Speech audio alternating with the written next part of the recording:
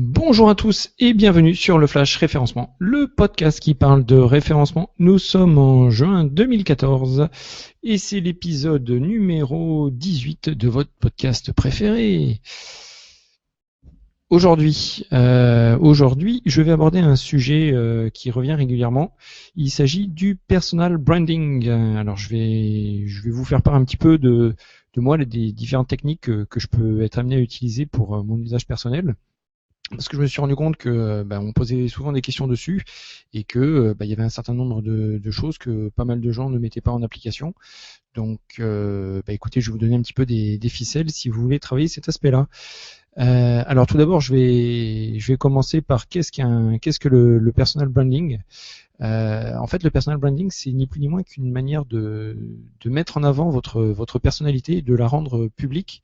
C'est une manière en fait de se différencier par rapport à vos différents concurrents, confrères, et c'est surtout un moyen assez pratique pour pouvoir mettre en avant sa valeur ajoutée. Le personal branding, qu'est-ce que c'est ni plus ni moins que ce qu'utilisent les sportifs de haut niveau, les politiques, les acteurs, les grands blogueurs aussi, qui travaillent leur image publique. Alors maintenant vous allez me dire, bon d'accord, ok, une fois qu'on a dit ça, mais pourquoi, en quoi ça m'intéresse? Surtout si ce qui m'intéresse ici c'est le référencement. Vous allez voir en fait que l'intérêt du personal branding est indirect par rapport au référencement, mais il est non négligeable. Et surtout il a plein de valeurs ajoutées sur un certain nombre d'aspects. Alors, que va vous apporter du personal branding? Le personal branding, c'est un moyen d'avoir de nouveaux clients. Ça c'est indéniable. Moi je touche du doigt tous les jours. Ça vous permet aussi, et c'est un aspect non négligeable, d'avoir de nouveaux partenaires.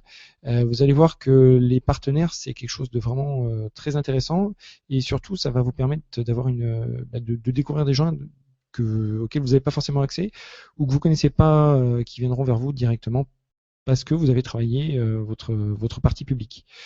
Autre avantage du personal branding, ça va être, si vous êtes une marque un petit peu établie, ça va être de personnifier un petit peu la marque, de la rendre un petit peu plus humaine. Et c'est important aujourd'hui de pas juste avoir un numéro de service client ou juste un site internet, et de pas d'avoir que des visages qui sont un petit peu stéréotypés, achetés sur différentes banques d'images. Donc le fait de rendre plus humaine une marque peut la rendre aussi plus sympathique. Alors je vais citer 3 noms de personnes qui ont fait un travail assez important sur leur personal branding. Vous connaissez tous Steve Jobs, qui a été la figure emblématique d'Apple, et donc une grosse partie des CEO d'une manière générale, hein, sur un nombre de marques dans la tech américaine, mais aussi française. Le Xavier Niel, le patron de Free, est un très fort adepte du personal branding. En vrac aussi, on a Matt Cutts. Pourquoi Matt Cutts se met en avant pour discuter de tout l'aspect web spam? C'est un choix délibéré qui vise à rendre l'approche un petit peu plus humaine.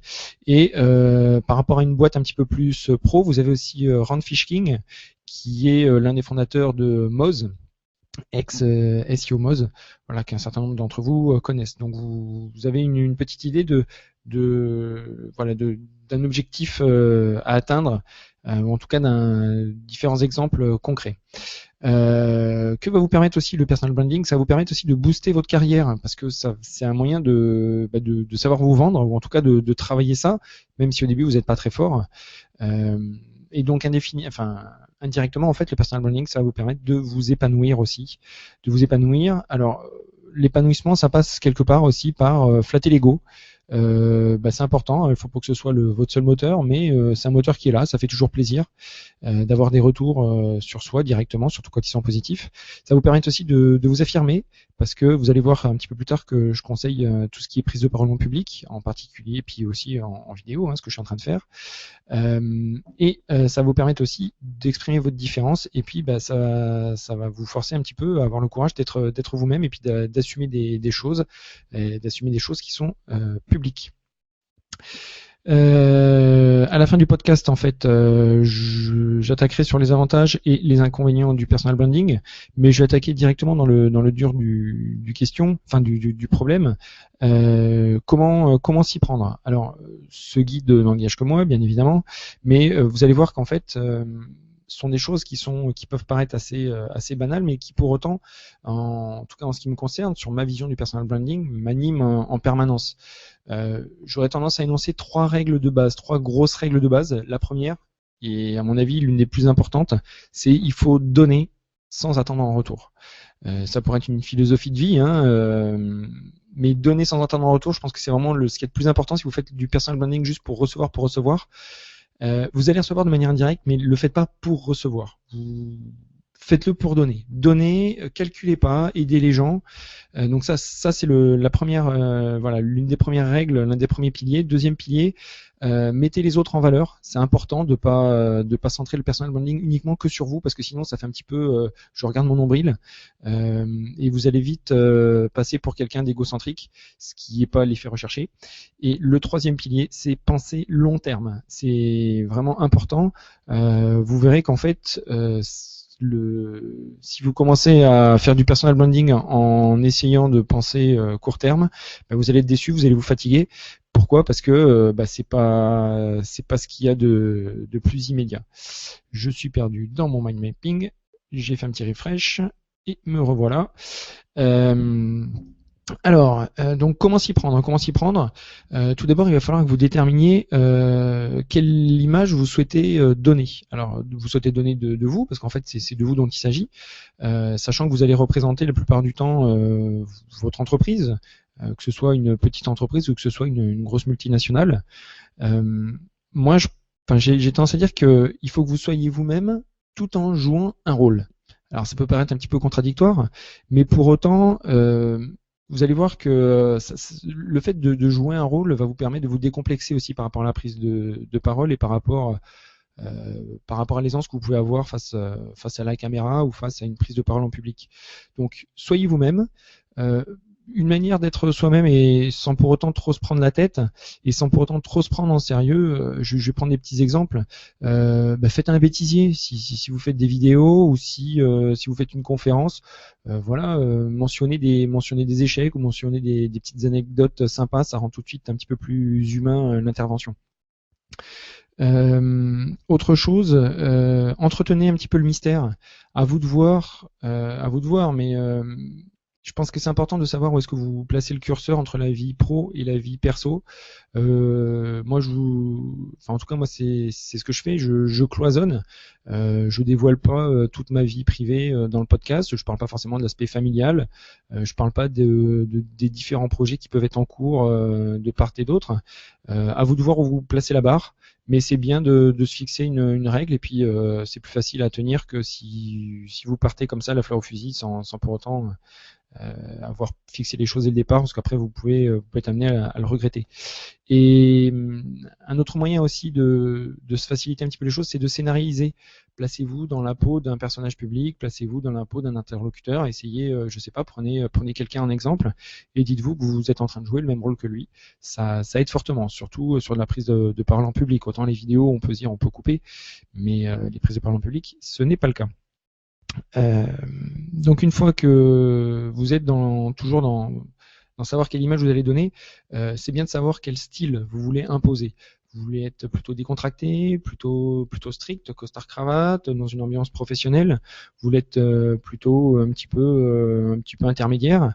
Essayez d'être autant que possible régulier, parce que le fait de changer de style, ça peut être un choix délibéré, mais ça peut brouiller un petit peu les pistes. Donc autant essayer d'avoir quelque chose d'un petit peu régulier. Pour ça, je pense qu'il y a quelque chose qui est vraiment très très important et qui pourtant, à mon sens, est beaucoup trop souvent négligé, c'est l'avatar. Choisissez vraiment avec soin les différents avatars que vous allez. D'ailleurs, je vous en conseille un. Au début, partez avec un. Les avatars que vous allez choisir sur les réseaux sociaux. Moi, mon sentiment personnel, c'est qu'il faut vraiment qu'on voit votre tête. On est en train de parler de personal branding. Il faut qu'on associe votre image au message que vous voulez faire passer. Et donc le choix de l'image est vraiment important. À vous de voir si vous voulez vous prendre en photo lors d'un barbecue avec des amis, ou si vous voulez prendre en photo dans une ambiance un petit peu plus professionnelle, ou dans le cadre d'une conférence. Si vous êtes conférencier, que vous voulez mettre en avant cet aspect showman, je pense que c'est vraiment important. Il faut construire cette identité visuelle autour de cet avatar. Alors pour ça, n'hésitez pas. Moi c'est ce que j'ai fait. Eh ben vous habillez suivant le dress code que vous avez fixé, et allez dans un photographe. Il y a des photographes partout à côté de chez vous. Ils ont des fonds blancs. Vous mettez en scène, vous leur expliquez que voilà, vous avez besoin de photos de profil, photos de face et tout. Vous pouvez essayer de prendre des photos un petit peu sympas, mais rien ne vaudra jamais un éclairage professionnel et un matériel professionnel pour avoir une image de qualité. Alors certes, pour un petit avatar, vous n'avez pas forcément besoin d'avoir des photos de ultra haute qualité, mais ces photos vous serviront tout de suite, enfin toujours par la suite. Moi, pour information, donc je suis allé faire des photos chez un photographe professionnel dans le centre-ville, et j'ai intégré le logo Yakamama avec un effet d'ombre derrière moi pour donner un petit peu un effet de kakémono comme on peut voir à certains events. Ça trompe personne, mais pour autant, c'est un petit effet sympa, un petit effet professionnel. Cet avatar, toujours pareil pour travailler votre personal branding, et c'est important dans les communications par mail. Moi, je vous invite à l'intégrer en pied de votre email. Intégrer un seul lien, n'en intégrez pas plus. Moi, j'ai intégré une image. Je vais vous mettre la capture d'écran. Une image où on voit ma tête avec un lien, et dans ce lien, vous mettez un code de suivi Google Analytics pour suivre le nombre de clics que vous avez depuis votre footer de messagerie web. C'est important, et ça permet, quand vous envoyez un mail aux gens, qui vous visualisent directement, ils ont la photo de la personne à qui ils sont en train d'écrire ou de répondre. Je pense que c'est quelque chose qui apporte et qui est bénéfique. Ensuite, je vais poser ça. Il peut être intéressant aussi de travailler votre biographie, votre storytelling. Qu'est-ce que vous voulez présenter? Vous n'allez pas remonter jusqu'à votre petite enfance. Vous pouvez avoir envie de présenter vos études pour justifier un certain niveau de compétences. Moi, je sais que c'est quelque chose que je mets en avant. J'ai un niveau ingénieur. Voilà, ça peut permettre d'asseoir une certaine autorité. Pour autant, si vous êtes plutôt dans un domaine artistique et que vous avez fait les beaux-arts ou quelque chose du genre, ça peut être intéressant, voilà, de le mettre en avant dans votre storytelling et dans votre présentation. Toujours pareil dans la présentation. Alors il faudrait que j'en attrape, j'en ai pas là, mais des cartes de visite. C'est tellement important, les cartes de visite. Vous rencontrez peut-être pas si souvent que ça des gens en réel, mais pour autant, quand vous les rencontrez, une carte de visite de grande qualité, ça fait vraiment la différence. Il faudrait quand même que je vous en trouve une. Bougez pas.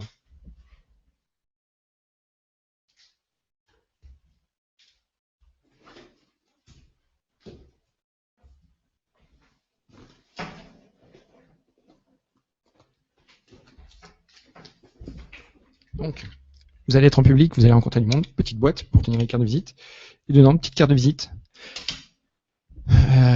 Visez quelque chose de classe, de pro. Prenez du papier de bonne qualité, essayez. Vous pouvez faire des choses un petit peu originales. Moi, j'ai choisi des bords ronds, j'ai choisi une impression de qualité avec un effet noir. Je vous mettrai des liens vers le site vers lequel moi j'ai fait ça en ligne. Alors forcément, c'est un budget, mais dites-vous qu'une fois que vous avez un certain nombre de cartes de visite, ça va vous durer 6 mois, 1 an facilement, sauf si vous êtes un gros consommateur. Mais c'est un investissement, je pense qu'il faut faire au départ. Vous y retrouvez. Alors aujourd'hui, si j'avais à refaire mes cartes de visite, j'appliquerais un petit peu la remarque que j'ai faite sur la photo. J'intégrerai ma photo au dos de la carte de visite.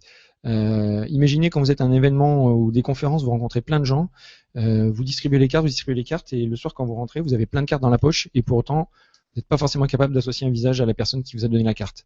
Si vous avez le visage sur la carte, c'est bénéfique. Toujours pareil, dans l'image que vous souhaitez donner, j'ai tendance à dire, faites pas non plus, essayez d'être cool, enfin d'y aller cool sur l'autopromotion. Vous êtes là pour mettre en avant éventuellement vos produits, pour parler de choses, pour parler d'un domaine en particulier. Évitez le nombrilisme. Moi je, ma petite vie, etc. Je pense pas que ce soit forcément ce qui intéresse les gens, sauf si vous êtes une star de cinéma, auquel cas vous n'êtes pas forcément en train de regarder ce podcast. Georges Clooney, je te dis bonjour. Donc essayez de la jouer pour autant modeste.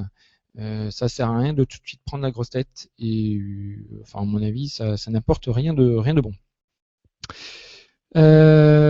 Donc ça, c'était pour votre image directement. Ensuite, sur ce que vous allez dire, parce que c'est quand même un petit peu important sur ce que vous allez dire, euh, moi, j'aurais tendance à conseiller d'essayer de se concentrer sur un domaine d'expertise en particulier, de manière à pouvoir devenir la référente dans ce secteur et à ce que les gens, quand ils ont une problématique sur un secteur particulier, à ce qu'ils aient tout de suite comme réflexe de s'adresser à vous.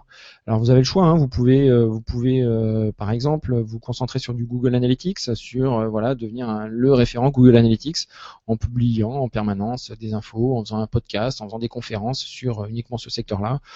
Après, vous pouvez vous spécialiser sur Google+, sur du Pinterest, vous pouvez faire des tests d'outils référencement, vous pouvez faire des interviews de référenceurs, un petit peu comme fait Laurent Bourali. Il y a tout plein de choses à faire et surtout dites-vous que c'est pas parce qu'il y a quelqu'un qui fait déjà quelque chose que vous pouvez pas faire la même chose, l'améliorer et apporter votre pierre à l'édifice. Faut pas hésiter, même moi j'ai tendance à dire allez-y, faites des copies, vous trouverez votre style de toute façon. Le plus dur c'est de se lancer et d'avoir de la régularité. Voilà. Une fois que vous avez défini votre image, que vous avez défini votre, le domaine sur lequel vous allez majoritairement essayer de vous concentrer, il est très important de communiquer avec les gens. Ça fait bateau, je vais rentrer un petit peu dans le détail, mais il faut un minimum que vous ayez un blog ou un site qui permettent de vous présenter, de présenter votre actualité. N'oubliez pas d'associer votre site, votre blog avec un profil Google+, de manière à ce que, en termes de référencement, il puisse y avoir votre petit avatar qui sort au niveau des résultats Google. On est en train de travailler le personal branding, hein, il faut s'y mettre. Pour communiquer avec les gens, un très bon moyen, c'est de faire ce que je suis en train de faire, hein, de faire un podcast vidéo. Aujourd'hui, j'enregistre simplement avec une webcam et puis un micro, pas besoin d'avoir un micro forcément perfectionné, hein, et même pas besoin de logiciel. J'enregistre directement avec Google Hangout. C'est encore ce qu'il y a de plus simple aujourd'hui. Une fois que vous avez enregistré ces vidéos, faites une chaîne YouTube, les gens peuvent s'abonner et suivre au fur et à mesure les différents sujets que vous pouvez être amené à traiter. Autre idée aussi, faites des hangouts. Les hangouts, ce sont les vidéos en temps réel sur YouTube. Fédérez les gens, créez des événements, créez des heures, des lieux sur lesquels vous allez parler de choses intéressantes. Je sais pas, faites des rendez-vous mensuels, hebdomadaires. Voilà, ça peut être des idées. Une chose aussi importante pour toujours dans l'esprit de communiquer avec les gens, c'est de répondre aux différents commentaires. Alors là, par contre, c'est plus facile à dire qu'à faire parce que répondre aux commentaires, aux tweets, au Facebook, au +1, etc. C'est pas forcément facile, mais remercier pour un retweet, même quelqu'un que vous connaissez pas, quelqu'un qui est pas forcément très réputé, ça fait toujours plaisir de l'autre côté. Et voilà, ça vous permet de gagner en sympathie et puis de créer des relations avec les gens. Et puis d'aller plus loin, de pousser la conversation. Tous les gens peuvent avoir des choses intéressantes à vous apporter. Je pense que c'est vraiment ce qu'il faut retenir. Vous allez apprendre beaucoup en travaillant de cette manière. Pensez réseau tout le temps. Si vous l'êtes pas déjà avec le smartphone, commencez à interagir dès que vous avez un tweet qui vous sollicite. Essayez d'y répondre assez rapidement. Essayez d'être présent et surtout rendez-vous accessible. Soyez pas dans votre tour d'argent, inaccessible. À partir du moment où vous travaillez votre personal branding, les gens peuvent vous contacter. Donnez-leur des moyens faciles de vous contacter. Alors numéro de téléphone, mail, Skype, autant que possible. Je pense que les gens apprécient, même si après vous êtes capable de poser aux limites et de dire voilà, de telle heure à telle heure c'est pas possible, ou d'expliquer aux gens non, là je peux pas, mais je vous recontacte. Autre point aussi que j'aurais pu mettre dans un des 3 piliers qui est, que j'ai énoncé au tout début, c'est rendez service. Rendez service, alors c'est sûr ça demande du temps, mais le fait de rendre service gratuitement, sans vouloir rien attendre en retour, c'est ce qui vous permet aussi de nouer des relations avec les gens. Et c'est important parce que souvent on peut être amené à vous poser des questions que vous n'êtes pas forcément posées ou que vous n'avez pas eu à traiter dans le cadre de votre activité. Et le fait de répondre à ces questions va vous amener plus loin et va vous permettre de vous améliorer. Ensuite, toujours dans l'aspect communication, monitorer les mentions qui sont faites de votre marque et de votre nom. C'est important de savoir ce qui se dit, c'est important de pouvoir y répondre. Donc utilisez, je mettrai tous les liens en bas de l'article. Il y a différents outils sur Twitter. Moi, j'utilise Outsuite. On peut utiliser aussi mention. Un certain nombre d'outils. Je vous mettrai tout ça dans le bas de l'article sur yakamama.com/blog. Sélectionner les réseaux. Alors c'est peut-être un petit peu difficile d'être présent sur tous les réseaux à la fois. En fonction de ce que vous allez viser comme type de cible, si vous voulez des nouveaux prospects, si vous voulez des nouveaux confrères, euh, vous allez vous diriger plutôt sur un réseau social plus qu'un autre. Est-ce qu'il est plus important d'aller discuter sur des forums de professionnels, d'aller sur Twitter, sur Facebook, sur Google+, ou sur LinkedIn? Il peut être intéressant de se concentrer que sur du LinkedIn, par exemple, si vous visez uniquement le professionnel. Si vous êtes, je sais pas, spécialisé dans le recrutement ou ce genre de choses, ça peut vraiment faire sens. Donc à vous de regarder ça. Une des choses par contre importantes quand vous commencez à travailler votre personal branding, c'est de vous assurer que votre nom, que vous avez réservé votre nom dans tous les réseaux sociaux. Alors je vous mettrai quelques sites. Il y en a un qui s'appelle par exemple Namecheck ou Check Your Name, qui, quand vous rentrez votre nom, vous dit par exemple s'il a été réservé sur tel et tel réseau, tel et tel média. Si c'est pas le cas, réservez-le, même si vous faites rien dessus pour l'instant. Vous le réservez, vous prenez un mot de passe et vous le gardez bien au chaud le jour où vous en avez besoin. Ça vous évitera déjà de vous le faire piquer. Je ferme la partie communication pure et dure. Pour vous inciter aussi à trouver, donc il reste encore quelques points, 4 points. Premier point, trouver des relais, trouver des influenceurs pour essayer de relayer votre message. Pour trouver des influenceurs, regardez du côté de Google+, si les communautés sont actives. Les communautés sont très importantes. Et regardez les posts qui marchent bien. Vous avez un petit clic en haut à droite. Vous pouvez aller voir les Google Ripple. Vous pouvez aller voir sur quel post, les influenceurs sur les posts importants. Donc, essayez de chercher dans votre thématique, dans votre niche, voir les gens qui ont le plus d'impact en termes de partage et d'influence. Ensuite, une idée toute bête. Moi, c'est quelque chose que j'ai mis en place un petit peu sans vraiment faire exprès, mais créer des groupes privés et fédérer des gens sur un sujet commun. Moi, j'ai créé un groupe, par exemple, des agences web du Pays Basque et Sud des Landes, parce que je rencontrais plein de gens localement, et puis les gens entre eux se connaissaient pas, et puis au fur et à mesure, j'ai fait des déjeuners, j'ai organisé des apéros, ce genre de choses, et puis je me suis dit, tiens, je vais créer un groupe Facebook. Et ben aujourd'hui, en modérant relativement strictement, j'ai presque 100 personnes dans ce groupe, avec des échanges très très riches, très importants, des échanges uniquement locaux, des échanges de jobs, des gens ont trouvé des jobs grâce à ça, des stagiaires, pour trouver des sous-traitants aussi quand on va chercher des gens. Je sais pas si vous avez envie de faire une appli mobile ou quoi que ce soit, bah, c'est plus sympa de s'adresser à quelqu'un qui bosse presque très loin de chez soi. Ça permet de se rencontrer et d'échanger peut-être plus facilement et donc de nouer du réseau. Soyez l'initiateur de ce genre d'initiative. Ça améliorera votre crédibilité par rapport aux autres et vous deviendrez référent. Autre piste, toujours pour travailler cette image publique dans l'état d'esprit de donner aux autres, je vais vous donner un certain nombre d'idées, de choses que vous pouvez faire qui vont être utiles et qui vont vous mettre en valeur. Écrivez des articles invités, contactez des blogueurs, rédigez des contenus de qualité, vous recherchez guest blogging dans Google, vous allez voir, il y a plein de choses qui vous expliquent comment faire. Ça vous permet d'avoir du lien au passage, c'est non négligeable, mais aujourd'hui on parle surtout personal branding, donc ça va surtout vous permettre déjà de vous faire connaître des influenceurs, des blogueurs, et si vous proposez des choses de qualité, ils vont se dire ah bah tiens celui-là il dit des choses qui sont pas trop idiotes, voilà, ça permet peut-être d'échanger sur des sujets. Vous pouvez écrire des livres blancs. Alors, ça a été de la grande mode et il y a déjà beaucoup de gens qui l'ont fait, mais il y a toujours des niches à trouver, il y a toujours des choses à faire. Même s'il faut refaire des choses qui ont déjà été faites, c'est pas grave. Vous êtes l'auteur d'un livre blanc, ça vous permet aussi de communiquer là-dessus dans vos communications externes. Voilà, j'ai écrit un livre blanc sur tel et tel sujet, venez le télécharger. C'est important. Les livres blancs, vous pouvez les mettre au format e-book, vous pouvez même les mettre en vente sur la marketplace d'Amazon. Bon, ben voilà, vous avez un e-book en vente sur Amazon, et ben ça commence à être sympathique. Tout le monde ne sait pas le faire, tout le monde ne l'a pas fait. Vous l'avez fait. Voilà, vous pouvez communiquer dessus. Ensuite, rien ne vous empêche de prendre contact avec les écoles ou les universités aux alentours de chez vous. Ils recherchent toujours des intervenants extérieurs pour traiter des sujets particuliers. Proposez-leur des différents thèmes. Renseignez-vous sur ce qui se fait. Regardez les programmes sur les programmes en ligne, sur les sites des universités, et essayez de contacter l'équipe enseignante pour proposer différents cours. Ça, c'est quelque chose qui marche bien. Ils sont demandeurs d'une manière générale et ça permettra d'améliorer fortement votre personal branding, en tout cas localement. Dans le même état d'esprit que les cours, il y a les conférences.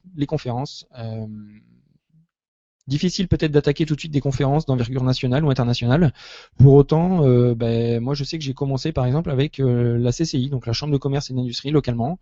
Ça s'est fait petit à petit. J'ai pris contact avec le monsieur numérique du coin. Fred, si tu m'entends, salut.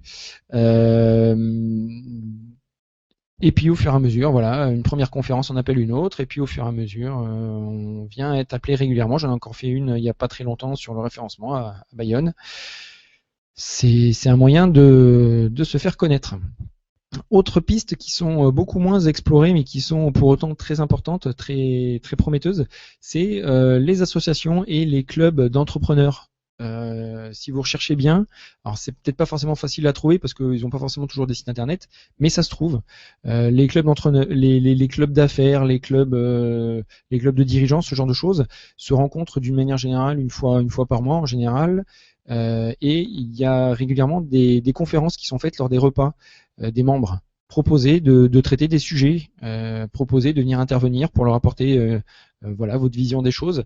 Généralement, ils sont preneurs. Ils sont preneurs parce que les sujets sont pas toujours, ont besoin de tourner et quelqu'un d'extérieur sera toujours bienvenu. Une fois que vous avez pris un petit peu d'assurance sur les événements locaux, postulez aux événements nationaux.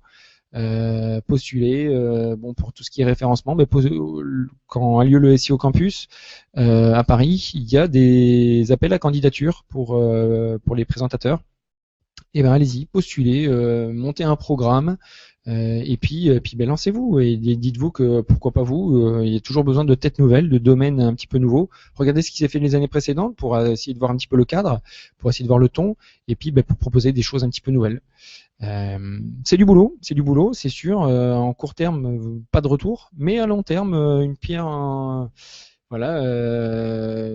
une chose en amène une autre. J'allais dire une pierre qui roule n'amasse pas mousse, mais qui n'a rien à voir.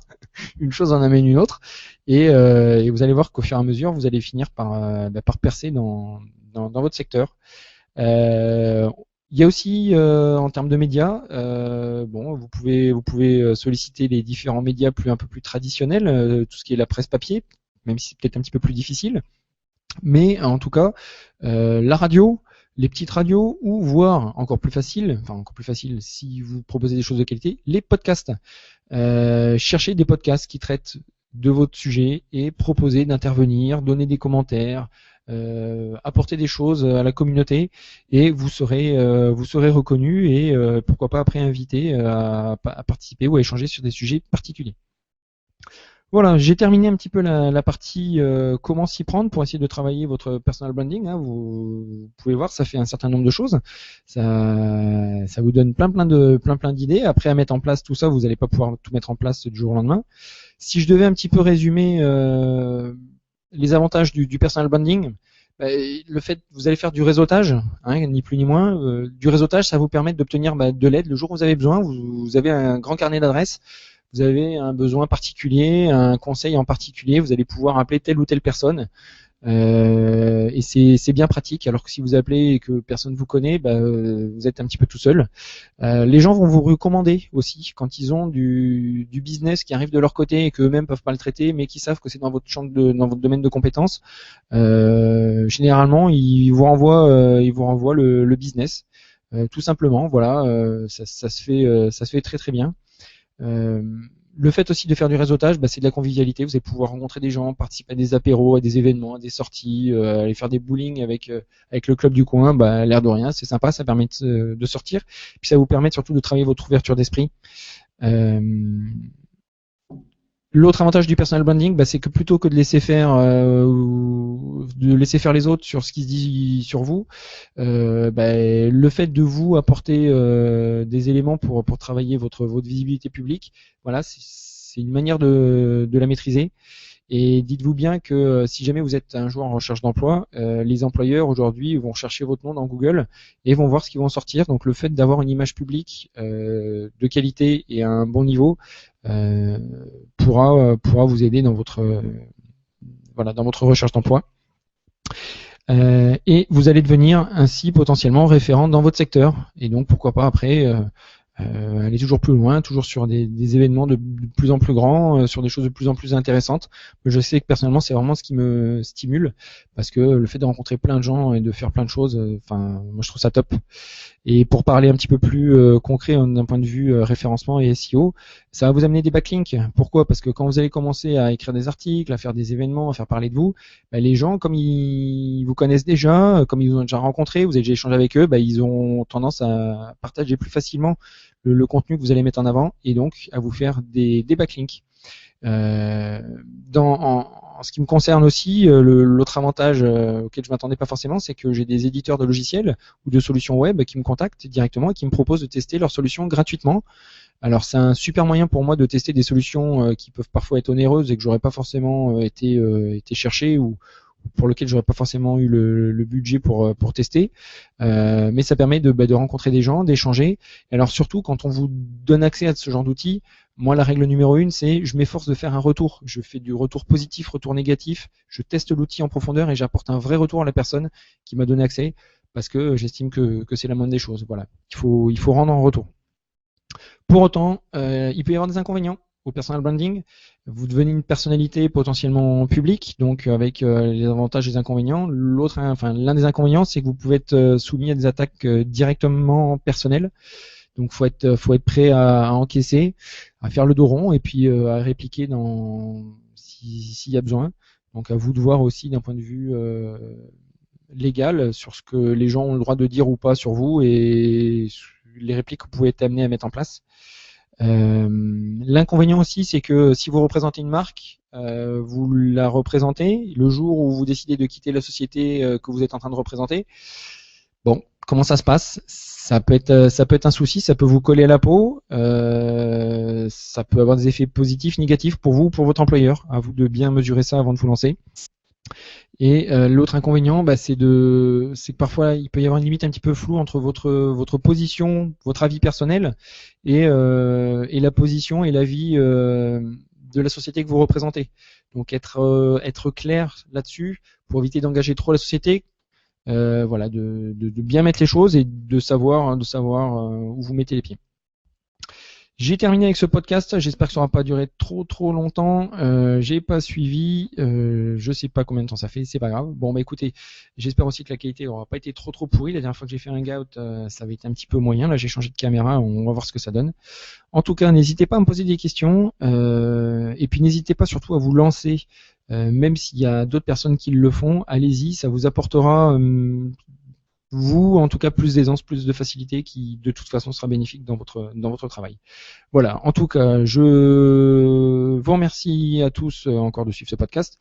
Je mettrai en bas de l'article le nom de la personne qui a gagné la liste de tous les outils, de tous les documents PDF que je mets gratuitement à disposition et qui aura gagné une version modifiable de l'ensemble de ces documents en laissant un commentaire sur iTunes, parce qu'effectivement les commentaires sur iTunes permettent aux gens de découvrir ce podcast et m'aident fortement. Donc dès que la vidéo est finie, allez foncer sur iTunes et mettez-moi 5 étoiles surtout, c'est super important.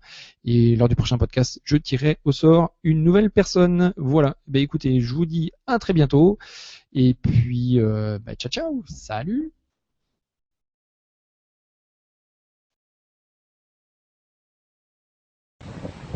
Une dernière petite chose avant de vous laisser, j'ai oublié de vous préciser que la boutique de goodies SEO et des t-shirts était ouverte pour ceux qui l'avaient loupé, donc n'hésitez pas à faire un petit tour sur yakamama.fr